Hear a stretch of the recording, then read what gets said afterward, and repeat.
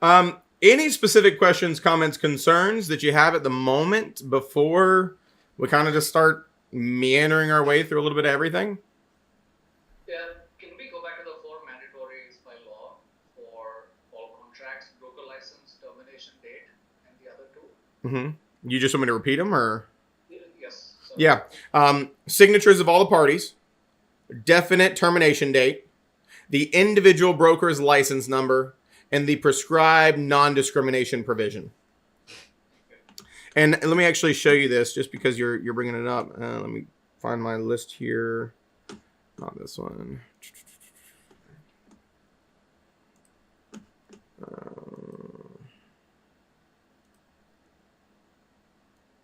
I'm gonna move this over here so we can kind of refer to this too.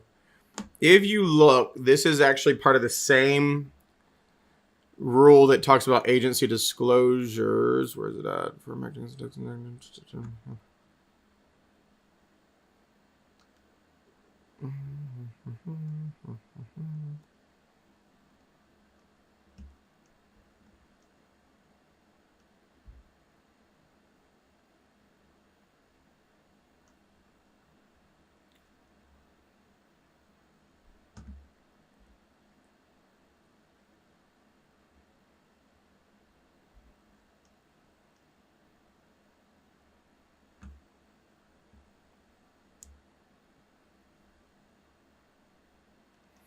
Yeah, it's kind of like hidden all in here, but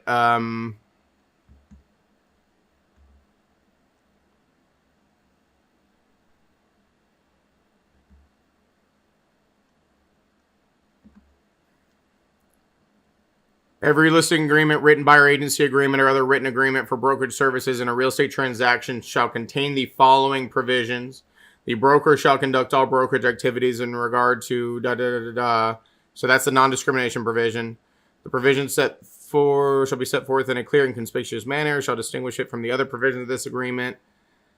So it's in other pieces too that it talks about the individual broker's license number. So it's all throughout here, but it's those four: the individual broker's license number, definite expiration date, non-discrimination provision, signatures of the parties, and all that's outlined in the agency agreement and disclosure rule.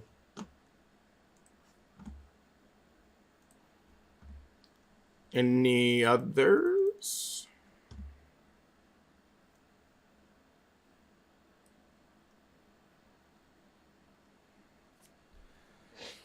Whew. It's a lot of information, isn't it? So before you start, where is this syllabus? Like the Yeah. the thing that you're going to go through now. Mm-hmm. Where is this document? Mm-hmm, mm-hmm, mm-hmm.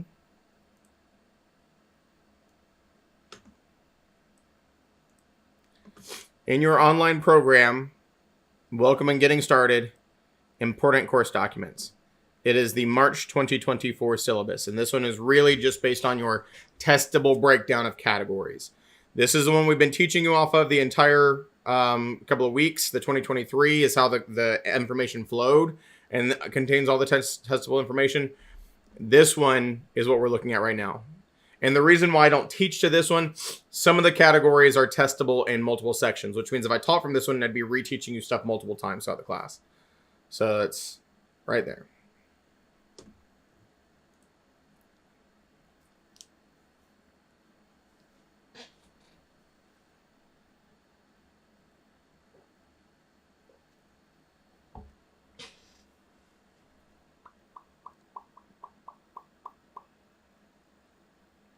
Yep, all of my slides are in the GroupMe. Mm-hmm, mm-hmm. So I'll be the first to tell you, I don't necessarily love the way that this thing is set up in any way, shape, or form, because the whole purpose, in the way that this all kind of went down, they took it upon themselves. We changed testing providers last year in 2024. I don't think what year it is. In March. And when they did that, well, they said, well, we're already doing all this work. We might as well recalibrate stuff. And it used to be that the North Carolina test really only gave you like 3 testable categories of feedback when you went to take the state licensing exam, which was not helpful at all. And so one of the big things they did is they kind of created 8 testable categories from their point of view on both the national side and the state side. So I'm actually going to bring this one over as well so I can kind of just give you the insight into all these at the same time. So the testable categories, as we looked at in the Relink book yesterday, are as such. On this national, real property, which is vague, 11 questions. Ownership, 9 questions. Valuation, 11 questions. Contracts and agencies, 16. Real estate practice, 10. Property disclosures, 9. Financing, 7. And real estate math, meaning actual math calculation questions, 7. On the state side, licensure, 3. Agency, 16. Supervision and compensation, 4. Brokerage practice, 12. Taxes and insurance, 4. Contracts and closing, 7. Landlord tenant, 3. Other North Carolina laws, 11. So what does this mean? This really means nothing else. If you go take the state licensing exam today and you fail it, you're going to get feedback on how you did based on 8 categories for national and 8 categories for state. And this is the only feedback you're going to get. You did good in this section, you did crappy in this section. That's it. And so what this syllabus is designed to do is to kind of help you understand what they might be testing in each of these categories.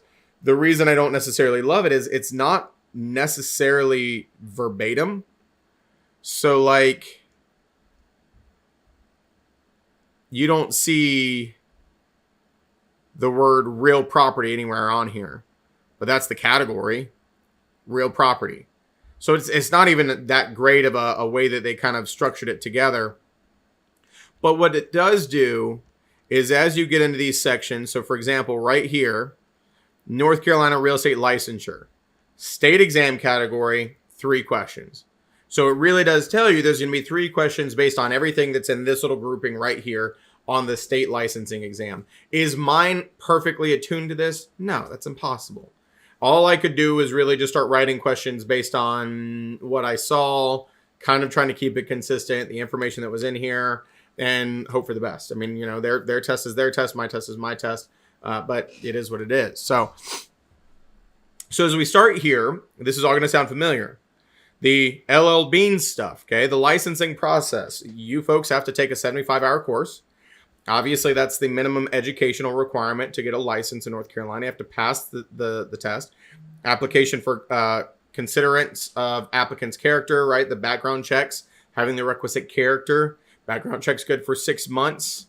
Of course, we looked at the examination format. The class is good for 3 years. If that question comes up, if you pass it, the class is good for 3 years. Your exam eligibility window, if you finish your application, is 180 days. So if that closes, you could just apply and open it another 180 days because the class is good for 3 years. Of course, $100 application fee. It's like a $60 testing fee. If you have to retake only one section, it's $150 instead of $160 again. Pearson VUE is the testing provider. Here's your license qualification requirements conversation. Pass the exam, 18, legal resident, all those different criteria. And then, of course, we've been talking about the license categories. When do you need a license? All of this is very testable, right? The LL Beans, real property for others for compensation. License, everybody gets a broker's license in North Carolina. Can be provisional, full broker, BIC eligible, BIC. Have to know those criteria. We just talked about those, but if you need me to go down any of these rabbit holes, let me know. Of course, the LL Beans activities, dealing with real property for others for compensation. The exceptions to when you don't need a license, right? Attorney practicing law, appraisers doing appraiser things, lenders doing lender things. Any government or court-appointed authority, right? Trustees, guardians, executors, attorney in fact, all of these court-appointed, they don't need a license. A business entity or an entity owner utilizing an employee to do any of their stuff, that's okay. Because entity owners are acting like for sale by owners with their employees. For sale by owners are exempt. And then, of course, there was that limited exemption that was very testable we talked about of a employee of a broker property manager. They don't need a license, and they can do very limited things. Show properties for lease that their boss manages. Give them pre-printed lease agreements and instruct them, where to sign on them. Collect tenant security deposits and rent checks. Answer basic tenant questions. They could never negotiate. We just introduced this category, the Real Estate Commission, comprised of 9 members. 3 have to be brokers. 2 cannot at any given time. They operate under 3-year terms, and they can have as many subsequent terms as they want. There's no cap on that.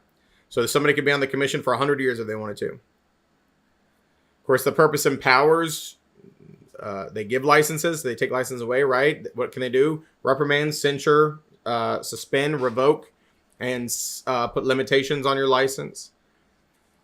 Can they fine licensees? No. Can they fine timeshare developers? Yes. Of course, other special licensing categories. The limited non-resident commercial license and the firm license come into this category because we're talking about licensing. Keeping your license current and active comes into this category, right? Paying your dues keeps you current. Failure to pay those expenses makes you expired. Remember, expired is a standalone status. Okay, you're nothing but expired when you're expired. Education is typically what keeps you active or inactive. You got to know that June 10th is the deadline for CE after your first renewal year, meaning leading up to your second renewal. You got to know June 30th is the renewal or the deadline for paying your renewal fees.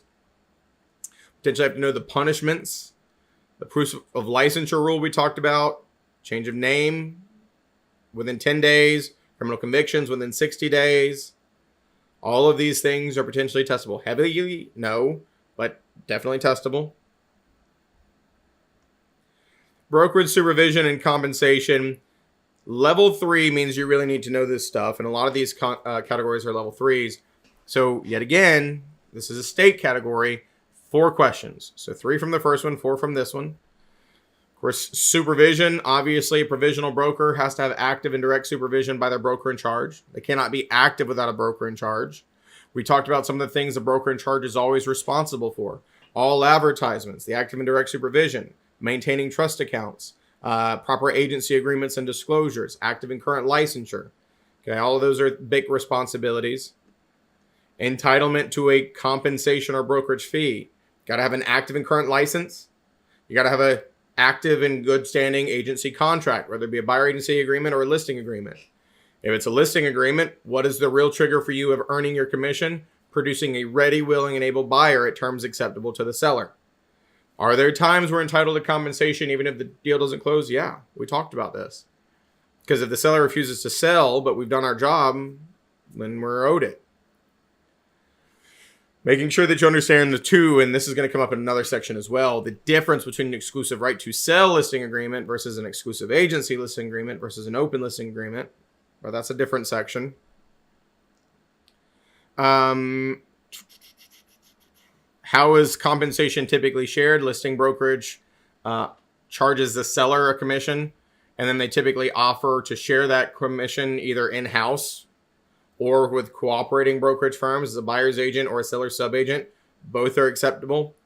Of course, most transactions are co-brokered sales with one firm representing the seller, one firm representing the buyer. That's the most common.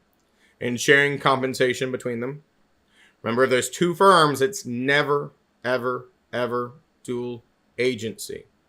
But 2 firms could be exclusive seller representation. How?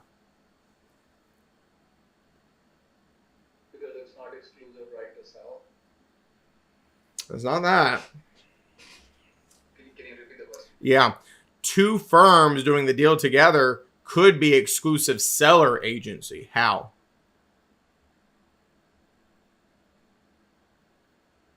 Designated. Designated, because designated is a type of dual, and you can never have dual with 2 firms. 2 firms. Say it again? Subagency. Subagency. Because if ABC Realty is the listing firm and they give the authority for XYZ to be a cooperating seller subagent, that means there could be 2 firms working this deal, co-brokering this deal, but both are loyal to the seller. So that's exclusive seller agency, even with 2 firms. And the buyer would be a customer. Does that make sense? But be careful. 2 firms could never be dual agency. 2 firms can be exclusive seller agency, though.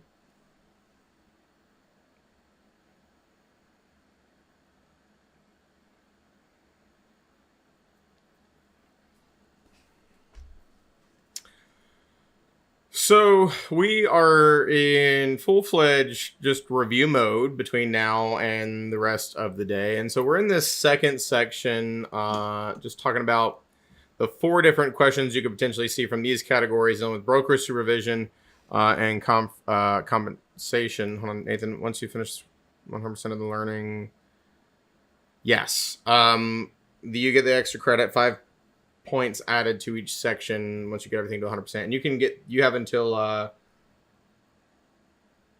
realistically Friday. As long as you get it done by this upcoming Friday, you're fine.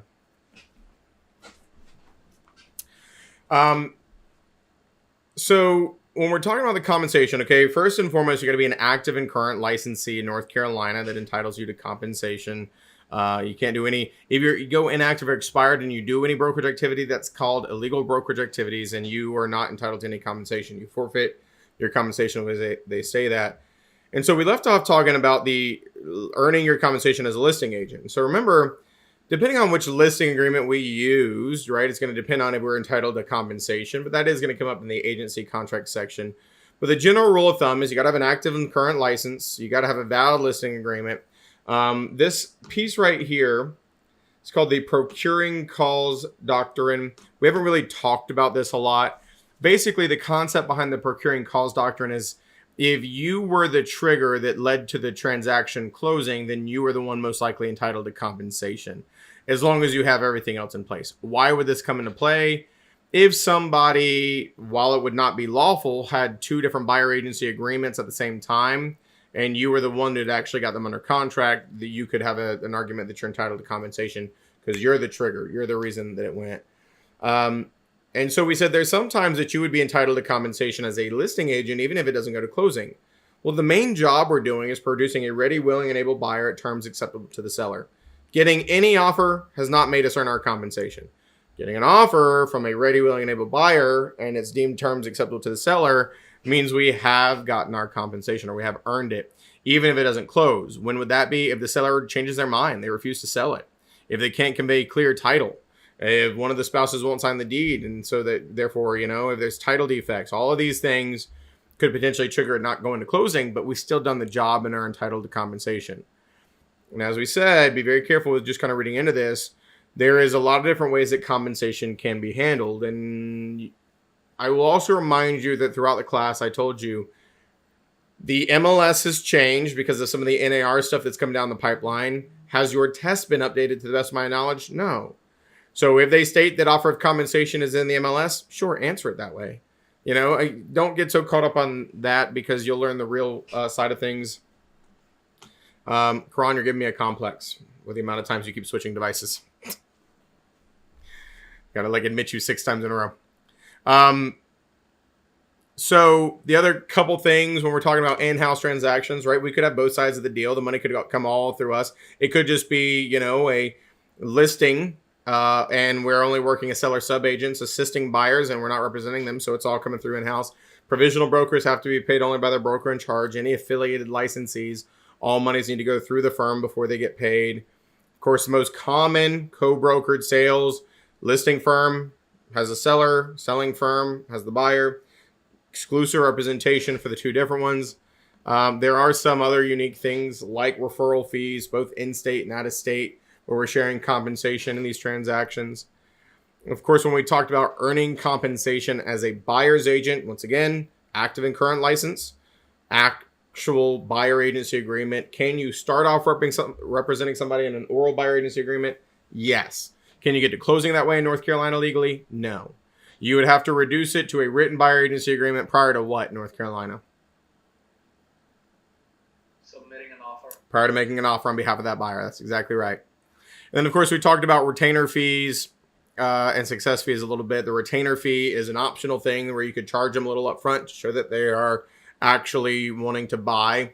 Not required to charge it, and it could be applied towards the compensation or not. Success fees are, upon the successful negotiation of a contract. Not a very common way of doing things either, but it is something that exists. Most often we state, well, here's how much we expect to make, and we're going to seek to get that from the listing firm first or the seller. And if neither one of them are willing to compensate us, then we would potentially look at you to pay us. Nathan says both need approval from BIC. Both what? Those 2 fees that you just mentioned. Yes. That's exactly right. The success fee and the retainer fee would be things that you would have firm policies on whether or not you're going to do them. And you got to be careful because if you're charging some people retainer fees and not others, it could be violations of fair housing, because it could be discriminatory practices, arguably. So you got to be careful. So the other thing that is potentially testable, folks, you are not entitled to compensation unless you're current and active. However, you can be paid for things you did current and active, so long as you did not do any illegal brokerage activities. Case in point, and I'll just use Nathan as the example because he just asked a question. If Nathan was under contract with some buyers to buy a house and everything was done and they were supposed to close on July 2nd, and Nathan did not take his CE, and on July 1, his license went inactive, can Nathan go to the closing on July 2nd? No. Can the broker in charge of the firm go in his stead and get it to closing? Yes. If it closes, can his broker in charge elect to pay him? Yes. Because they'd be paying him for things he did while he was current and active and he did not do any illegal brokerage activities. That's a specific piece. So are you entitled to compensation if you do stuff inactive or expired? No. Can you be paid inactive or expired for things you did while you were current and active without doing illegal brokerage activities? Yes. Yes. Even if the closing happens after the license is... Yes, as long as he's not the one that went. Because remember, the firm is the agent. So anybody from the firm can finish that transaction up and be okay. If Nathan went, we got a problem. But if somebody else from the firm who was active and current went, we're good. We closed it out the legal way. So we're allowed to get the money and we're allowed to share that money with Nathan if we so desire. Does the firm have to share with Nathan? No. Could they have a policy that states we're not going to pay you if you go inactive? Sure, they could. Policies can always be more strict than the real estate commission rules. They just can't be less strict. Real property characteristics, legal descriptions, and property use. Going back to these categories, this is where I'm not really sure exactly what's going on here. You see what I'm saying? Because real property, this category is real property characteristics. There's 9 items. Okay, well, what about these 11? I mean, is this, you see what I'm saying? I don't love this.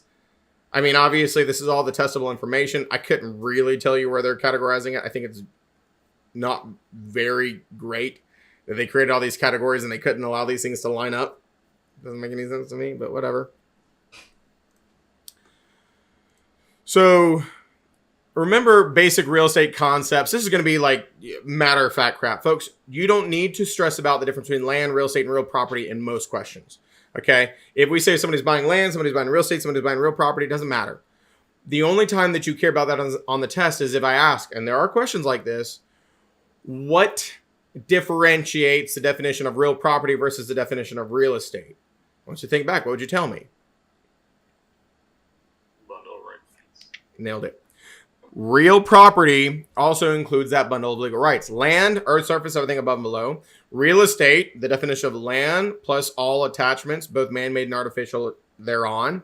And then real property, the definition of real estate plus this bundle of legal rights.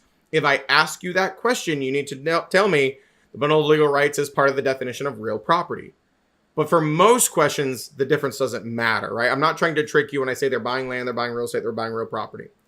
So just be then aware there are questions about this. It's just going to be very specific ones. Now, personal property is everything else. Those are the movable things. Remember, what was the 2 vocab words for personal property we taught you? Manufactured homes. Well, manufactured homes are personal property, but that's not a vocab word that's synonymous with personal property. There's 2 vocab words that are the same thing. That's synonym toast crunch. Isn't that chattel one of them? Chattel. Remember? Yeah, see, you remember it. Chattel, movable personal property. And the other one is personalty. Personalty. So personal property, chattel, personalty, all mean the same thing. Of course, if we're talking about physical characteristics of land, immobility, indestructibility, uniqueness. Remember, uniqueness, no 2 pieces of property are alike. Non-homogeneity, also called heterogeneity. Everyone's different. Are there plenty that are similar? Yes. Are there any of them the same? No. Of course, remember we talked about this in multiple sections. Your economic characteristics slip. Folks, if we give you a test question that says, which of the following is not an economic characteristic of land, and one of them doesn't start with S, L, I, or P, pick that one. It's that simple. You don't even have to remember scarcity, location, improvements, or permanence. But of course, scarcity, how much or little there something there is, location, area preference, situs is the word, right? Where do you prefer to be? What's a desirable location? Improvements, fences, infrastructure, houses, plumbing, drainage, all these things are improvements. And then permanence of investment. How permanent is it? is forever in most cases. Scope of real estate business, not going to be a whole lot of questions there. You had some questions in your quiz number 1 that talked about, the difference between brokerage versus financing versus asset management versus portfolio management. Real property versus personal property, those vocab words. Okay. Severance versus annexation. Remember, everything starts as personal property. And when you take personal property and affix it to the house, that's called annexation. It's getting attached and it becomes now part of the real property, which means it's a fixture, which means it's going to stay at the house when it's bought. Severance is turning it back into personal property. All we have to do is negotiate it. If the hot tub is a fixture, right, that has to stay, if the seller wanted to take it with him, all it is a negotiation. Put it in the contract, seller wants to take it with them, buyer agrees, it can go. But without agreement to the contrary, it stays. And so remember, when we're dealing with these, one of the big testable items is the total circumstance test. What was the acronym for the total circumstance test?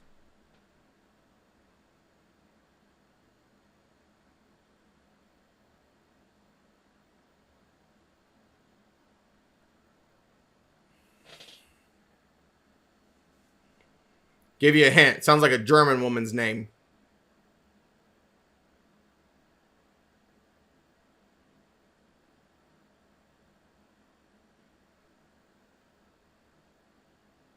Not Schnitzel, is it? No, it's not Schnitzel. This went very non-politically correct very quick. Irma. There you go, Lisa. Irma. I was more because like Inga and Irma. Inga. I don't know that Irma's a German name, but Inga is. So Irma stands for intent of the annexor, relationship of the annexor, method of attachment, and adaptation to the real estate. Remember, who applies the total circumstance test?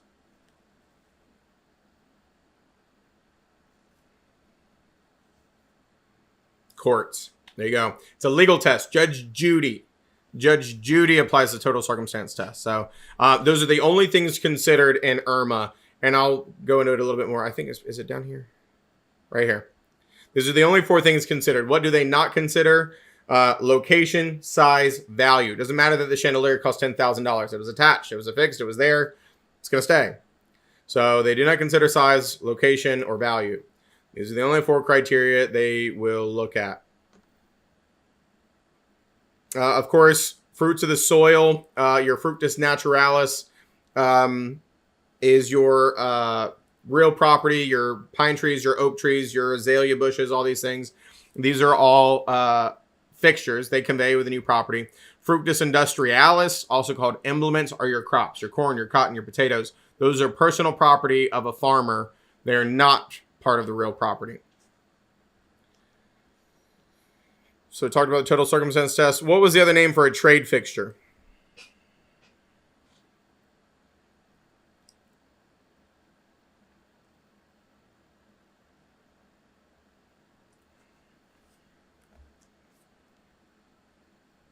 I didn't already say that, did I? You said part of it.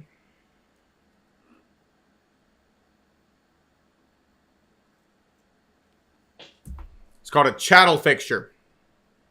So chattel is movable personal property. Remember, I told you this is an oxymoron. Chattel fixture. That's a contradiction. Because chattel is movable personal property. Fixture is part of the real property. So what is a trade fixture?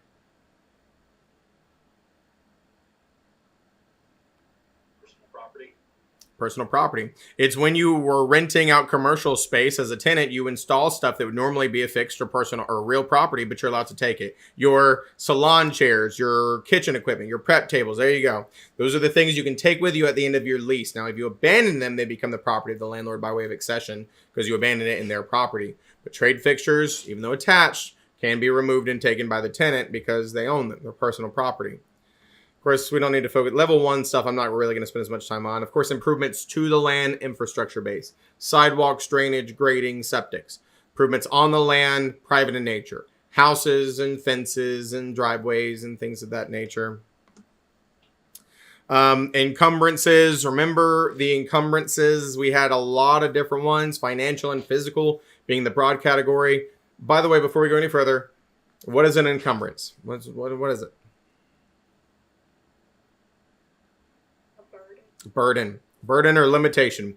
And so your financial encumbrances, your physical encumbrances, obviously your liens would be financial encumbrances. And remember, there are specific liens and general liens. General liens attached to what? Everything. A what? Everything. Yeah, a person, and by proxy, everything that they own. And then specific liens attached to what? The property. The property itself. Not to Quran, but to 123 Main Street. And so the specific liens can be voluntary or involuntary. What is the most common voluntary lien on a piece of real property? Mortgage. And or?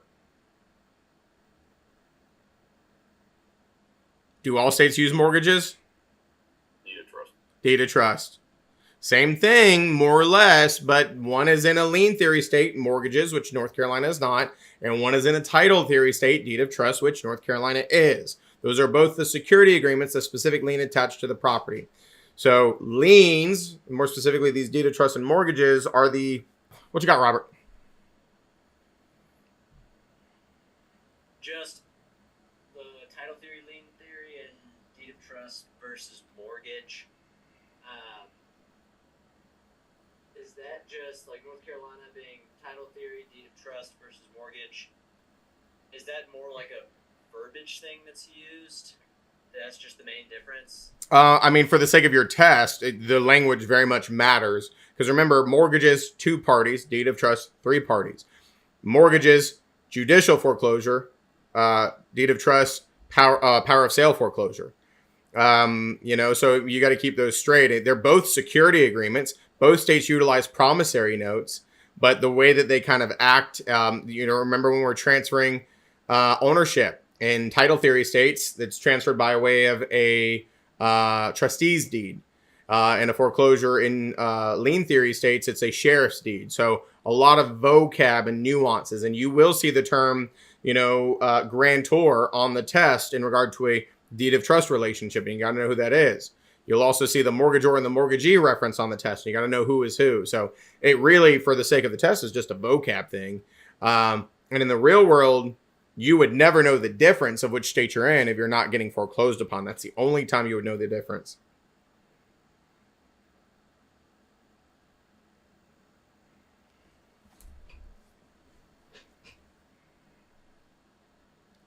Yeah. So when we're dealing with liens, the other specific liens that we talked about that get attached to the property, right? Real property tax liens. And what can you tell me about real property tax liens? First in line. First in line. They have the highest priority. Most liens are first come, first served, right? First recorded, first paid out. Except real property tax liens are a higher priority. They beat out everything else. And then what is second to that? Special assessments.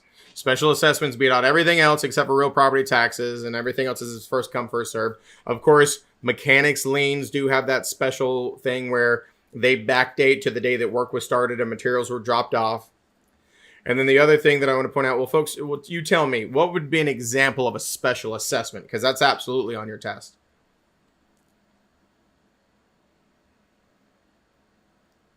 If the city annexes you into their part of town and they want to give you some city water, they're going to charge you for that. There you go. That is absolutely right. Now, Lisa says HOA. HOA fees, I wouldn't call a special assessment. HOAs do have the power to levy special assessments, but if you don't pay your HOA fees, they can fine you, and they can put liens against your property, but that's not the same thing as a special assessment. Special assessment is a special charge for something they did. So could your neighborhood impose a special assessment because you have private roadways, and they say, okay, well, we're getting the roads repaved, and everybody has to pay $10,000? They could. An HOA could. But most often, right, the government... Robert says, what are some examples of special assessments aside from annexation? You live in an area where you are along a public right-of-way, which the government has the right to do whatever they want in the public right-of-way, and they decide that because it's close by to a park, they're going to pave a sidewalk all along right in front of your house on this public right-of-way. Well, you're welcome. Your sidewalk in front of your public right-of-way of your house makes your house better. Here's your bill for the section that's in front of your house. They didn't annex anything. They didn't take any of your land. They didn't do anything like that. But because they had the right to pave and do stuff in that public right of way that's attached to your property and it benefits your property, they can charge you for that sidewalk. Yeah. Same thing too, like I said, the government can sometimes on private roads impose special assessments. So the DOT is responsible for repaving public roads, but sometimes the government may come in and say these private roads need to be done. The government could repave the private roads and slap you with a bill because that's not their roads. So they could impose a special assessment. The DOT says, we repaved your roads. They're privately owned. Here's your special assessment for the roads we repaved, even without an HOA. So all of those are examples. So special assessments, liens are higher priority, just like real property taxes. Of course, some of this other stuff was vocab. Lis pendens, remember, means pending litigation. Means if you're interested in this property, it's subject to whatever litigation is going to be coming, foreclosure or otherwise. Protective covenants, obviously, restrictive covenants are an encumbrance. Easements are encumbrances. Encroachments are encumbrances. Liens are encumbrances. When we're talking about easements, remember there's the appurtenant easements and the easements in gross. With the appurtenant easement, it deals with two pieces of property, right? Lot A, Lot B, adjacent pieces. One gives the benefit is called the servient tenement. The one that gets the benefit is called the dominant tenement. And of course, if we're dealing with an easement in gross, that is between a person and a property. So if the person dies, an easement in gross dies. If the person moves away, an easement in gross dies. If that property is sold, the easement in gross still lives on because the property can still give the benefit. So just make sure you understand those. And then remember the commercial easement in gross obviously would be like an entity owning it, like a utility company to access power lines. Those don't die as easily because those companies can be sold off, merged, purchased, things of that nature. And we don't confuse those with a license because a license is just verbal permission. Yes, you can fish in my pond. That's verbal permission. It can be revoked at any time. And for that reason, it's not an encumbrance. Robert says dominant is receiving the benefit. Yes.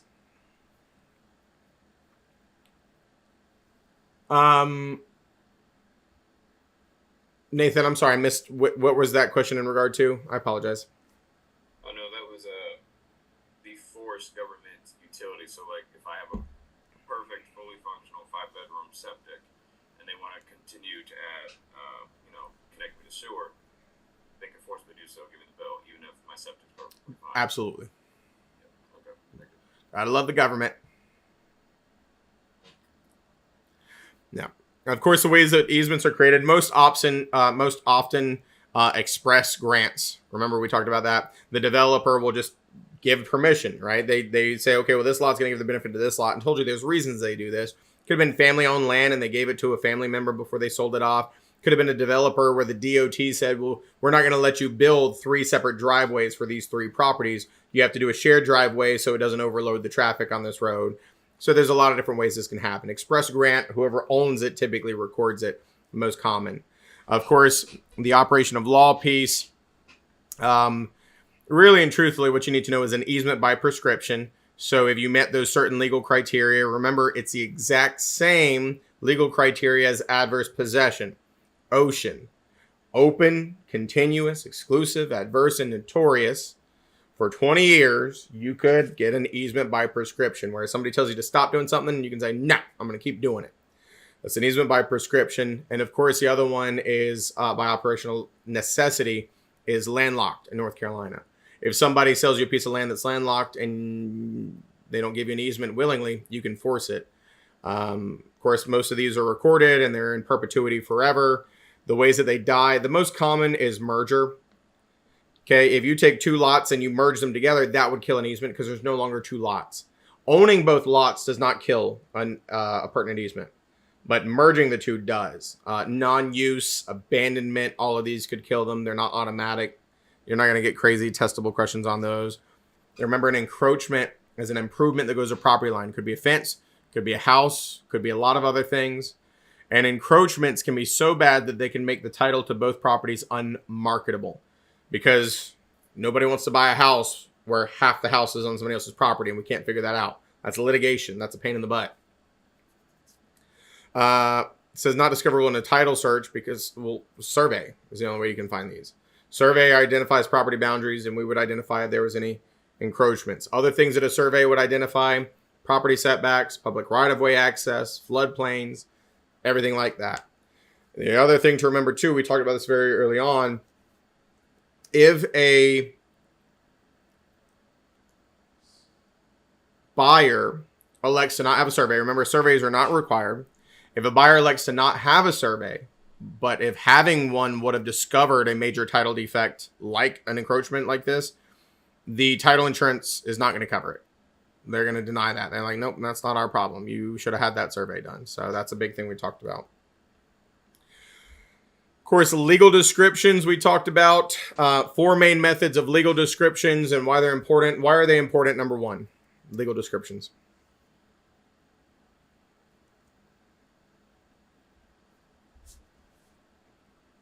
The address alone isn't an accurate description of the property. Yeah, absolutely. There could be more than 123 Main Street, and we need to make sure a legal description is so we know if we're conveying property or if it's a subject matter of a contract, there's no confusion about which property is being identified. And a legal description is considered adequate if a surveyor can take it like a basset hound and find this location. So the 4 we talked about, first one is meets and bounds. What do you need to know? It is the original 13 colonies utilization of legal descriptions. It uses minutes, monuments, markers, degrees, has a point of beginning, and it always starts and ends at that same point of beginning. And when you're going the different areas around it, those are called calls. And so remember, it's like Old English speak. Starting at this point, thence go 115 degrees, 25 minutes west, 145 feet. So that's the meets and the bounds. Meets, how far, bounds is what direction. And the calls tell us that. It goes clockwise around and should close at the same point of beginning. That's it. That's all you really need to know about the meets and bounds. Identify it with those terms. Monuments, minutes, markers, degrees, point of beginning, calls, original 13 colonies. That's it. Of course, the government survey system, you hated it. It's okay. It's not crazy testable. What is the government survey system based off of? Who remembers? How do I identify which piece we're talking about? Township? It's called a township. How do I identify which township we're talking about? It's based on a grid of what? It's a 6x6. Well, once again, the township is 6x6. Principal, meridian, and baselines. It kind of correlates with latitude and longitude stuff. Okay, principal, meridians, and baseline. So we have this one specific meridian and baseline we're referring to, and then we will identify a township within there, right? And so it'll be like township 3 north, range 4 east. And then what's contained, so a township is 6 miles by 6 miles square, or 36 square miles. So what is the smaller piece within a township called? Sections. How many are in there? 36. And how big is one section? 640 acres. Yep. And how many square miles is that? 1. There you go. Each township is 6 miles by 6 miles square. So in other words, it contains 36 square miles. And so each section is 1 square mile. And the top right is number 1, and it goes right to left, 1, 2, 3, 4, 5, 6, drops down, 7, 8, 9, 10, 11, 12, zigzags like you'd plow a field. So section 36 is at the bottom right. And you do need to know that a section contains 640 acres. Okay, that's it. If you ever saw anything more than that, the only other things you could see is a couple examples of the legal description. Pick the best one. Well, obviously, you would pick the one smallest to largest, all right? So the northwest 1/4 of the southwest 1/4 of the northeast 1/4 of township 7 of range 3 west, or 3 north, range 4 west, or whatever it is. That's it. Nothing too crazy there. So it says no calculations. Reference to a recorded plot, also called the lot and block method. So this is, being all of lot 1 of phase 3 of Rolling Acres subdivision as seen in Book of Maps, whatever. So reference to recorded plat or plat map is one, and then reference to recorded deed is another one. So we would say, okay, we'll take a look at this deed, and this deed contains another legal description. So all those are different types of legal descriptions necessary for transferring legal title. Of course, we talked about surveys already. Remember, public and private land use controls. Public is government. Private is private property owners. Folks, who enforces private land use controls?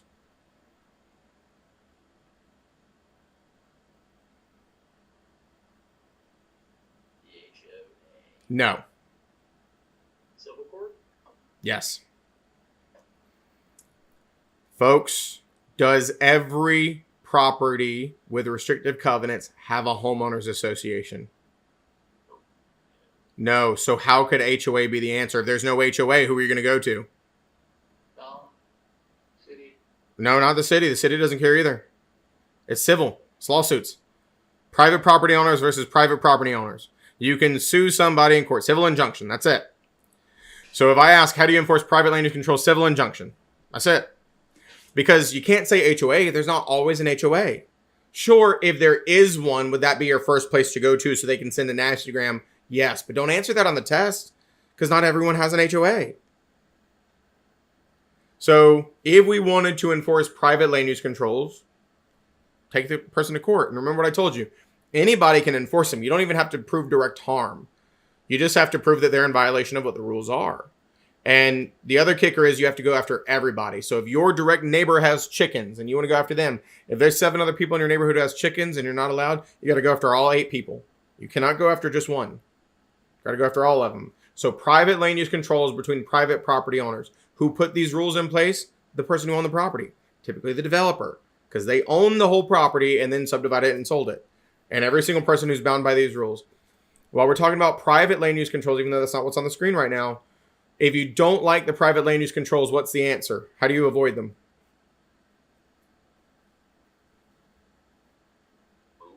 Move. Or don't buy the property in the first place. That's exactly right.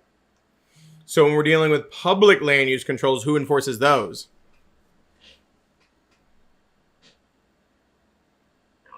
The government. It's public. It's government. It's law, right? Zoning laws, zoning rules. So when you're thinking of governmental powers, think this acronym right here, PETE, P-E-T-E. They have police power for protecting and enforcing their environmental and zoning laws. This cheat. What is this cheat?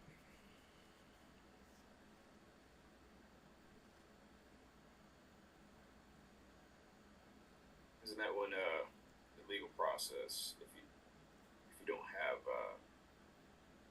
don't have a living will, the government takes that over and goes by the remainder of the family.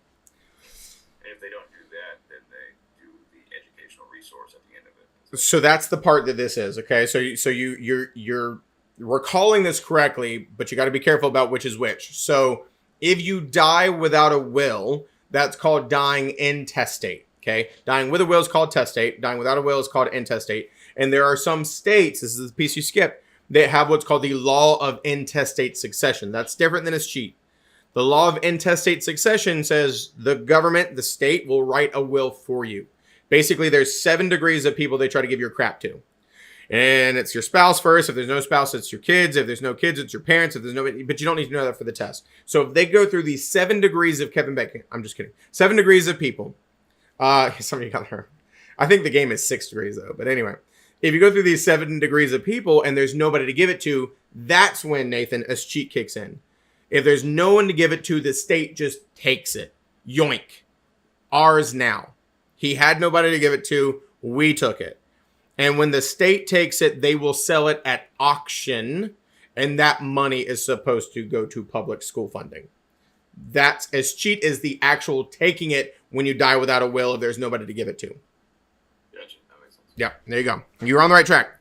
So taxation, obviously they have the legal right to tax real property in North Carolina. We call it the Machinery Act. All the local municipalities have the right to impose taxes. Remember, real property taxes do not go to the federal government. They don't go to the IRS. They don't go to the White House. They go where? Your real property taxes go where? The state. The county, The county and the city. the city. If you're in the city limits, remember you pay city taxes and county taxes. So yes, you always pay to the county, but you may also have to pay to your direct township or your city if you're in the city limits or the township limits.